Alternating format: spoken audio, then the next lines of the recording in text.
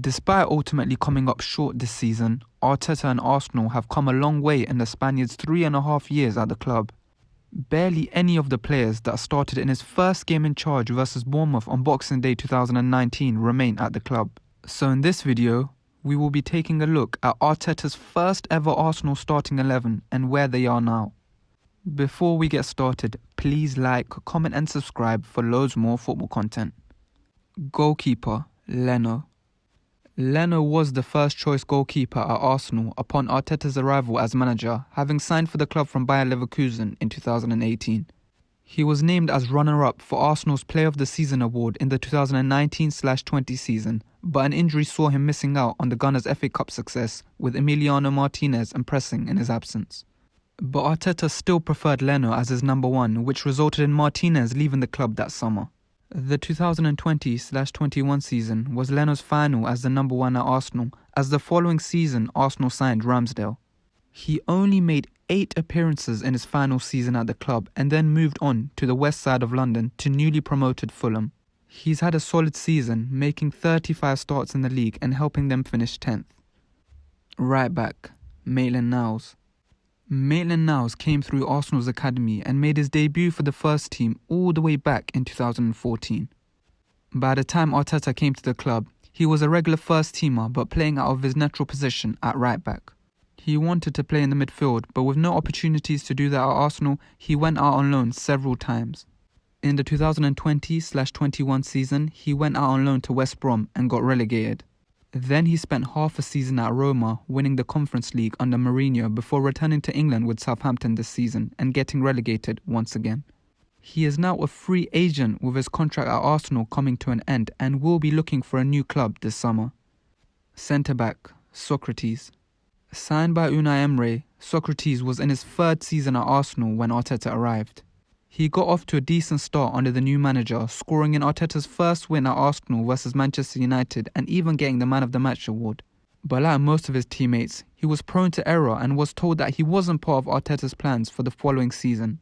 And in January 2021, after months on the sidelines, he left Arsenal by mutual consent and signed for Olympiacos on a free transfer.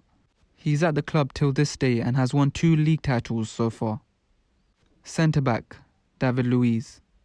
David Luiz endured a tough time at Arsenal, with most fans not wanting an ex-Chelsea player at their club in the first place. Add to that, he was clearly past his best, so his time at Arsenal was destined to fail. And sure enough, his spell at the club saw him concede penalties, get sent off and score own goals. He conceded 5 penalties in his first season at the club, setting the record for the most penalties conceded by a player in a single season in the Premier League. He was at the club for just one more season before returning to Brazil in late 2021. He signed for Flamengo, with whom he won the Copa Libertadores in 2022, having lost the final the previous year. Left back, Bukayo Saka. One of the only 2 players from Arteta's first game in charge who will still be here next season is Bukayo Saka. Back then, he was just 19 years old and had just broken into the first team, playing left back week in and week out due to injuries to Kolasinac and Tierney. That season, he played 39 times for the Gunners, registering 12 assists. Since then, he has gone from strength to strength and is arguably Arsenal's best player. He is now an England starter, and after 24 goal contributions in the league this season, he was rewarded a new 4-year deal which saw his wage triple from 70k a week to 210k. Though Arsenal failed to win the league in the end, the future is bright with Saka tied to a long-term deal. Central midfield, Lucas Torreira. Torreira signed for the club after impressing in the 2018 World Cup and got off to a flying start with the Gunners. He picked up Man of the Match awards against the likes of Liverpool and Spurs in his debut campaign, but fell off quickly shortly after. In the 2019/20 season, he struggled with form and injuries and was clearly out of favour with Arteta. This led him to join Atletico Madrid on loan the following season, and whilst he won the league with them, he was largely unimpressive and returned to Arsenal in the summer. He was loaned out once again, this time to Fiorentina, where he was a regular starter, but they did not exercise their option to buy him for £13 million. Last summer, he finally left the Gunners permanently and joined Galatasaray for €6 million. Central midfield, Granit Xhaka.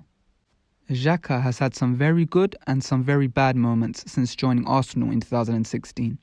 Arteta joined the club just 1 month after Xhaka had been stripped of the captaincy for telling the fans to F off as he was being booed whilst being substituted against Crystal Palace. His time at Arsenal looked all but over as he was kicked out of the matchday squads, but the arrival of Arteta changed things around for Xhaka. He was reinstated as a first-teamer and has not looked back ever since. He won the FA Cup with the club in the same season, which was his second FA Cup trophy with Arsenal. This season he formed a solid midfield pivot with Thomas Partey, playing higher up the pitch, which meant less defensive duties, which is clearly a weak point of Xhaka's. Nevertheless, he will be leaving the club this summer after expressing his desire to return to Germany, with Bayer Leverkusen looking like his most likely destination. Left wing, Aubameyang. When Arteta first arrived at Arsenal, Aubameyang was without a doubt the best player at the club. He's largely to thank for Arteta's first and only trophy at the club so far, having scored a brace in the FA Cup semis against Man City and another one in the final versus Chelsea in his first season in charge. Aubameyang scored 29 goals in all competitions, but the following season he struggled with some off-the-pitch issues and only scored 10 goals in the league. Halfway through the 21/22 season, he was dropped from the matchday squad by Arteta due to disciplinary reasons and lost his captaincy too. Shortly after, his contract with the club was terminated and he signed for Barcelona, for whom he scored 11 league goals in just 17 games. He was on the move once again though and signed for Chelsea last summer. And he's had an awful time with the club, scoring 1 goal all season in the league and barely playing any minutes. But as he played 8 minutes of league football with Barcelona this season, he won his first league title in his career. Rumours are he will return to the Spanish champions this summer. Centre attacking mid, Mesut Ozil. It was clear to see that Ozil was past his best before Arteta even took over as manager. In the previous season, he had only managed 6 goals and 3 assists, which was very poor for someone who had been considered an assist king throughout his whole career. Under Arteta, he never really recovered from his poor form and things only got worse for him as he was dropped from the squad after the resumption of football in the summer of 2020. The fact that he refused to take a pay cut during the pandemic added to tensions and he was completely left out of the matchday squads for the start of the 20/21 season. In January 2021, he signed for Fenerbahce, bringing his 7.5-year spell in North London to an end. But things turned sour for him in Turkey too, and he was excluded from the Fenerbahce squad in his second season at the club. He joined Istanbul Başakşehir last summer, but only made 4 appearances before announcing his retirement, citing recurring injuries as his reason. Right wing, Reiss Nelson. The season before Arteta arrived, Nelson had a successful loan spell at Hoffenheim. He then returned to Arsenal in the summer and was regularly coming off the bench for Arteta, making 17 league appearances that season. But he failed to kick on from that season and spent the majority of the 20/21 season either not in the squad or injured. This resulted in him going back out on loan, this time to Feyenoord, where he had a decent spell, getting 11 GA and runners-up in the Conference League. This season, he's been back at Arsenal and struggled for minutes yet again, although he did score the last-minute winner against Bournemouth earlier this season, which had, at the time, helped his side regain a 5-point lead on eventual league winners Man City. Despite the limited playing time though, he just signed a new 4-year deal with the Gunners. Striker, Lacazette.